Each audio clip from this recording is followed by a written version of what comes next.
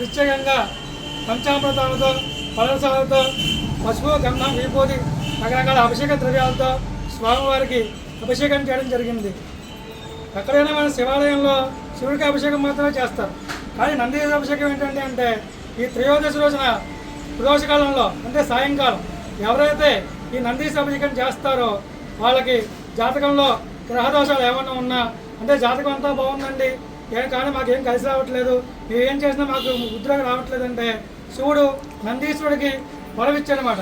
ఈ త్రయోదశి పూట సాయంకాలంలో అమావాస్య ముందు వచ్చే త్రయోదశి సాయంకాలం రోజున ఎవరైతే ఈ నందీశ్వరుడికి అభిషేకం చేస్తారో వాళ్ళకి గ్రహదోషాలు పోయి అభివృద్ధి చెంది వ్యాపార అభివృద్ధి, సంతానం సంతానము, ఉద్యోగాలకు ఉద్యోగము ఏం కావాలని నందీశ్వర అభిషేకం చేసుకోవడం వల్ల అందరికీ తప్పనిసరిగా కోరికలు నెరవేరుతాయన్నమాట. వివాహం కావాలంటే వివాహం, ఏం కావాలన్నా స్వామివారికి త్రయోదశి కూడా నందీశ్వర అభిషేకం చేయడం వల్ల తప్పనిసరిగా ప్రతి ఒక్కరికి కూడా కోరిక సిద్ధిస్తుందని ఆ పరమేశ్వరుడు నందీశ్వరుడికి ఇచ్చిన వరం అన్నమాట.